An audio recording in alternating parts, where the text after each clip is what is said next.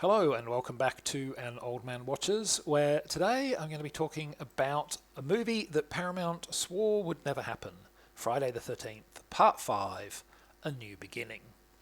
In a novel variation from the last three movies, this fifth Friday begins not with a stock footage recap of the previous movies, but with a dream sequence in which young Tommy Jarvis, who supposedly finally permanently defeated Jason Voorhees in the final chapter, stands by helplessly as the deadly killer is exhumed from his grave and immediately returns to his people-slaughtering ways.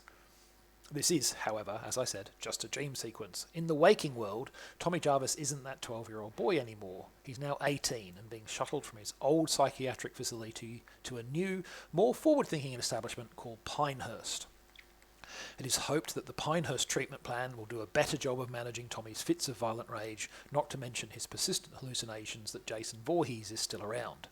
It turns out that tangling with a slasher killer when you're a preteen really messes you up. Now, early signs for recovery aren't good, not least because shortly after Tommy arrives at Pinehurst, there's a violent altercation between two of the other patients, which leaves one of them dismembered with an axe. Hardly the kind of thing to help Tommy's mental equilibrium, or indeed the mental equilibrium of anyone who saw the attack or its aftermath. Now, would it surprise you to learn that this first body will be followed by several more in quick succession? Probably not, given this is a Friday the 13th movie. In fact, overnight, there are 4 more violent murders, a spree so sudden and brutal that the local sheriff actually starts to wonder if Jason Voorhees is back, implausible as that seems, since his body was cremated. When the murders move to Pinehurst, suspicion starts to turn towards Tommy himself. Did his youthful run-in with Jason Voorhees leave Tommy so damaged that he's taken up the slasher killer's role? Or could Jason Voorhees truly be back from the dead? Or is there some other explanation for this sudden rash of murders? So, all signs are that when Paramount said that Part 4 would be the final Friday the 13th movie, they did actually mean it. They were sincere at that moment, probably because they were wary of a growing backlash against gory movies at the time. That backlash was particularly vociferous in the United Kingdom, but it was echoed, to a lesser degree, in the US. But then the so-called final chapter made a packet of money, with box office receipts roughly 15 times its production budget, which is why, only 11 months after the movie that was supposed to end the franchise forever, this film was already hitting cinema screens. Initially released without a part number, presumably to distance it from the films that came before, A New Beginning was critically maligned, which was par for the course for the franchise and would have worried Paramount not at all, since critics had hated the highly successful Part 4 as well.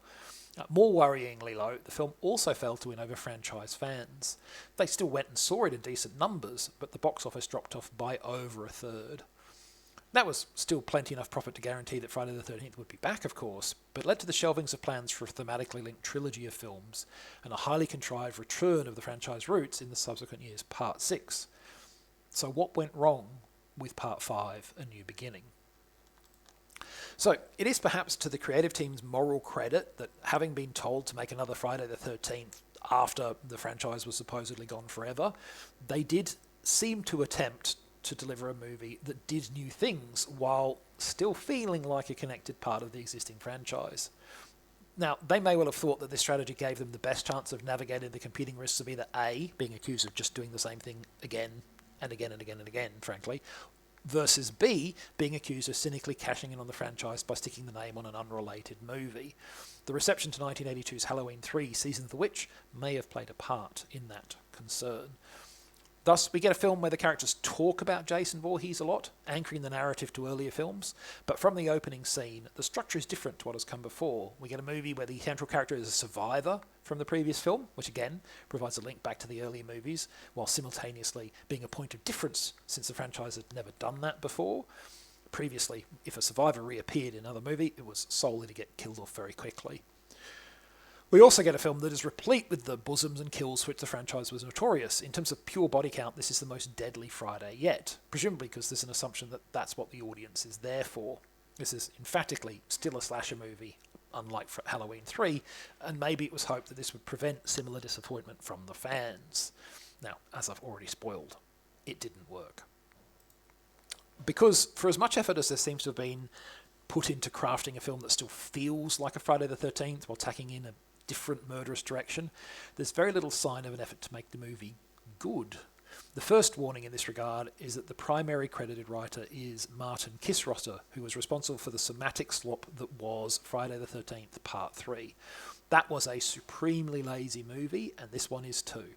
The sheer number of violent murders is in fact the first sign of the fact. This script delivers no less than 22 on-screen kills, or roughly one body every 4 minutes. That's a pace that's presumably intended to keep the gorehound satisfied, but it's also one that allows very little time or scope for pesky details like multi-dimensional characters, compelling dialogue, or a coherent plot. Much as Kit Ross's previous Friday script seemed more focused on contorting itself to fit in as many interests of tawdry things fly at the screen, 3D gimmickry, than anything else, this script seems to exist solely on the rule of more kills must equal more fun, right? The movie rushes from murder to murder without a breath, and also without any apparent consideration as to why the kills are happening. I mean, I'm not going to try and convince you that the Friday films ever had much depth, but there was generally some coherent, if thin, motivation to the kills. Kit Ross's Part 3 was the worst on this front, and the problem is even more pronounced here. It's pretty clear that motivation for most kill scenes is entirely driven by the real-world consideration of giving the boys what they want, rather than on any in-fiction motivation for why the murder is happening. And then we get the movie's finale, which begins with the revelation of who's actually behind the killings and why. This is the moment that crystallises the weaknesses of the thoughtless kill, kill, kill tempo of the film, because it is not only not a satisfying resolution to the movie's one real effort at mystery or tension, but it retroactively raises a whole bunch of questions. Why would that person, motivated by that reason, kill half of these victims? They're completely unconnected. And I said the answer, as alluded to before, is because we wanted lots of kill scenes and didn't care how we got them. The film's finale isn't done with that just one failure, though. It's got plans to fail much bigger than that, with a denouement that is probably supposed to be shocking, but is in fact just shockingly misguided, as it undermines the film's few halfway likeable characters and injects a likely unintentional note of nihilistic fatalism that's at odds with the whole 80s slasher aesthetic. Yes, these are lurid, trashy movies, but they're generally lurid, trashy movies in which the killer is at least temporarily defeated or held off. A fundamental of the genre that this movie manages to bungle, much as it has bungled almost everything else. There's good reasons that Part 6 will blithely pretend at the end of this movie never actually happened. Trying to take the Friday franchise in a genuinely new direction was a bold gambit, but it was also one that lay far beyond the capabilities of this particular creative team. Next time, 2011 saw the release of Paul W.S. Anderson's big screen adventure film The Three Musketeers, which means that 2011 also saw The Asylum release a completely unrelated direct-to-video movie with a very similar title. Can you guess which one I plan to talk about first? But that is next time. Until then, thanks for watching. I hope you've enjoyed it. And if you've seen Friday the 13th Part 5, let me know what you thought of it.